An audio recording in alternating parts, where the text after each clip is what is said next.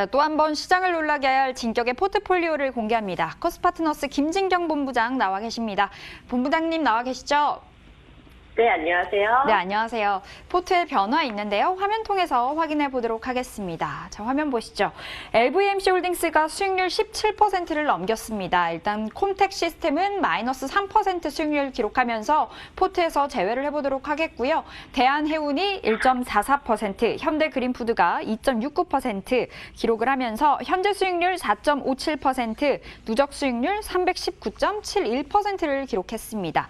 자, 일단 오늘 새롭게 편입한 종목이 있습니다. 한화생명인데요. 투자 포인트 어떻게 짚어볼까요?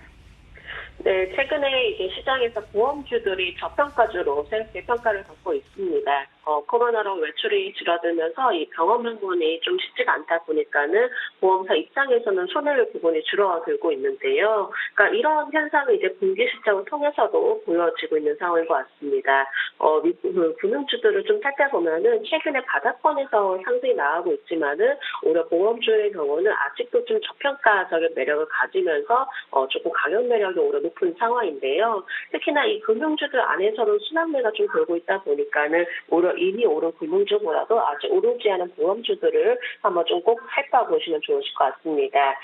지금 미국 연준과 같이 이렇게 통화정책 부분도 좀 생각을 해보아야 될 시점인 것 같은데요.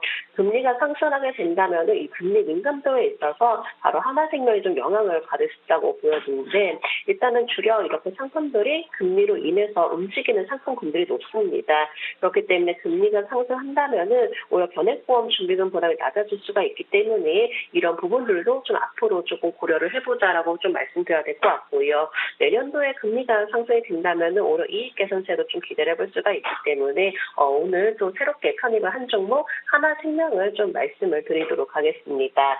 하나생명 일봉의 흐를 보면서 좀 더 자세히 살펴보도록 하겠습니다. 최근 들어서 하나생명이 좀 안정적으로 우상의 흐름을 좀 뻗어나가고 있는 모습인데요. 특히나 근래 들어서 이렇게 강한 시세가 나오면서 오히려 탄력적으로 흐름이 좀 이어지고 있는 모습입니다. 지금 이평선이 전반적으로 안정적으로 좀 정배열 우상의 흐름을 좀 유지를 하고 있는데 이렇게 완벽하게 좀 정배열을 만들어 놓고 흐름을 유지를 하고 있는 종목들이 오히려 강하게 흐름을 유지를 할 수가 있기 때문에 오히려 지금 하나생명의 경우는 추세적으로는 충분히 강한 시세가 나오면서 추가 상승이 가능하다라는 판단하에 제가 오늘 좀 편입을 해보도록 하겠고요. 주봉의 흐름도 살펴보시면은 최근에도 바닥권에서 강하게 치고 올라오고 있는 모습 보이고 있습니다. 이 120주선 돌파를 하게 된다면은 오히려 추가 상승 흐름이 예상이 되면서 월봉 또한 마찬가지로 이제부터 이제 바닥권에서 올라오고 있는 시점이기 때문에 이 20일선 위에 좀 안착된다면은 오히려 추가적인 상승 흐름 좀 기회가 될 것으로 판단되기 때문에 제가 오늘장 편입을 하도록 하겠고요. 오늘 좀 소폭 오르고 있는 상황 때문에 제가 약간 매수가 조정해 보도록 하겠습니다. 2,550원에서 2,700원 사이 매수가 가능하다라고 판단되고 순저가는 2,480원, 목표가의 경우는 3,000원으로 제시해 드리도록 하겠습니다. 한화생명 오늘 새롭게 편입이 됐습니다. 저평가되어 있다라는 말씀 주셨네요. 계속해서 지켜보도록 하겠고요. 자, 이어서 현대그린푸드는 어제 편입이 됐습니다. 간편식의 수혜를 입을 수 있을까요? 네, 일단은 현대그린푸드의 경우가 그리팅, 이제 현대그린푸드의 브랜드이죠. 그리팅이 올해 3월에 론칭을 한 맞춤형 케어푸드 브랜드로 이 부진을 타개를 하고 있습니다. 근래 들어서 이제 집콕 쪽이 계속 증가를 하고 있는 상황이기 때문에 정기 구독 주문량 증가세가 이어지고 있는데요. 네, 현대그린푸드의 경우가 물론 이러한 부분에 있어서도 코로나 수혜 기대감이 있지만은 새롭게 주목을 해봐야 되는 이유가 있습니다. 올해 3월에 830억 원을 투자를 한 스마트 푸드센터를 가동하면서 식품 제조 사업을 본격화를 하고 있는데 밀키트라든지 가정 간편식 그리고 케어푸드 등과 같이 사업을 확대를 할 것으로 예상하고 있고요. 충분히 이렇게 성장 동력을 마련을 해 나가고 있기 때문에 올해 내년도에도 점진적 실적 개선 기대를 좀 해볼 수가 있을 것 같습니다. 있습니다. 현대그린푸드 일봉의 흐름 보시면은 일단 최근 들어서 강한 상승 흐름이 나오면서 현재로서는 소폭 좀 조정에 들어가는 모습입니다. 오히려 한 차례 오르고 나서 이렇게 좀 횡보라든지 조정이 나왔을 때가 충분한 매수 기회가 올 수 있기 때문에 지금이 오히려 다시금 좀 매수를 할 수 있는 기회가 찾아왔다라고 보시면 되실 것 같고요. 일단 한 차례 매물대를 강하게 쏘고 돌파를 하면서 오히려 추세적으로는 우상향 추세를 만들어 나가기 위한 준비 과정을 마쳤다라고 보시면 될 것 같습니다. 물론 이평선 자체도 정별로 완벽하게 좀 자리를 잡은 상황이고 주봉에서도 마찬가지로 이렇게 좀 어느 정도 횡보 과정을 거치면서 최근 들어서 바로 바닥권에서 탈출하면서 추세가 반등 추세가 좀 만들어지고 있죠. 일단은 이 시주선을 돌파했다라는 점에서 가장 긍정적인 면 그리고 다시금 60주선을 돌파하기 위한 과정을 보여지고 있다라는 점도 한번 확인을 해보시면 좋으실 것 같습니다.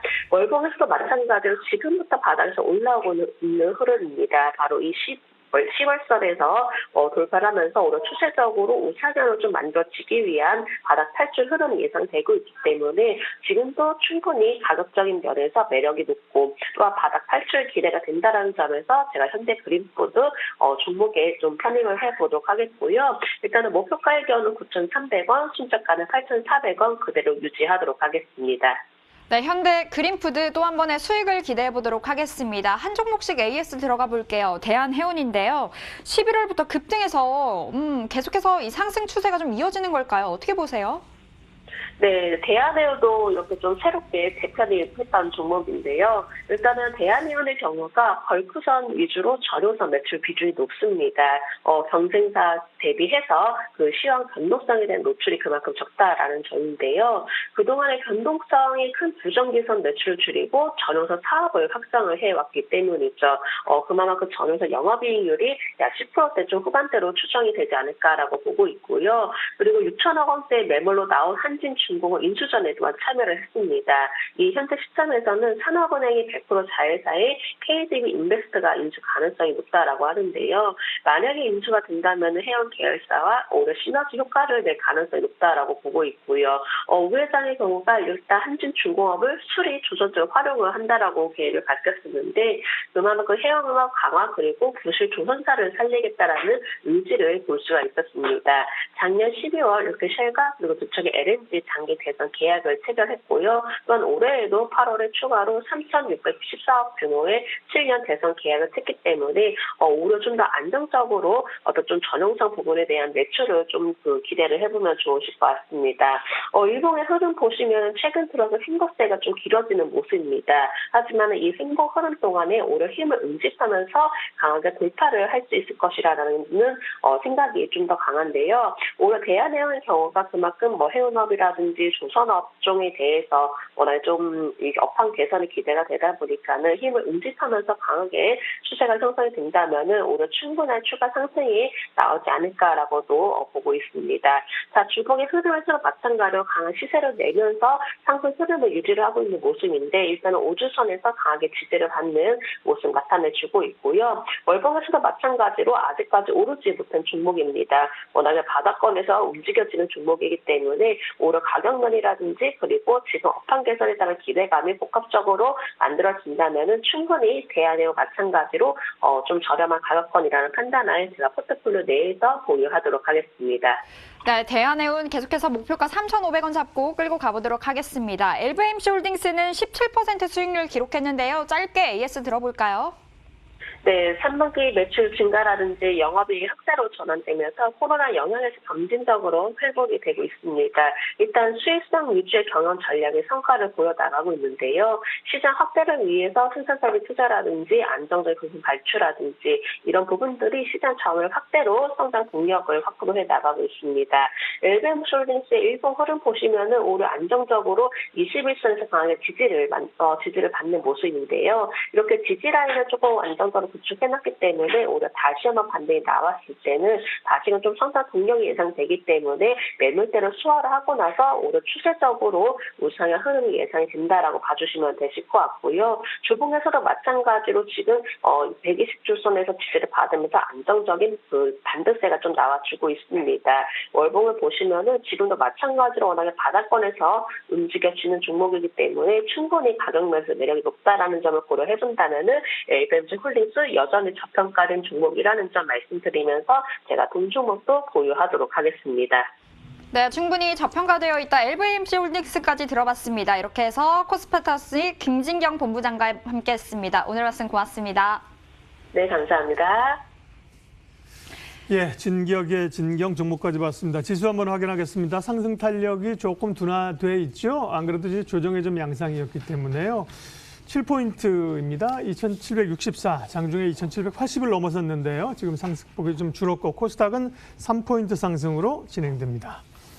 시장 공감대는 오늘은 여기까지 하겠습니다. 남은 시간도 시장 잘 대응하고 성공 투자하십시오. 고맙습니다.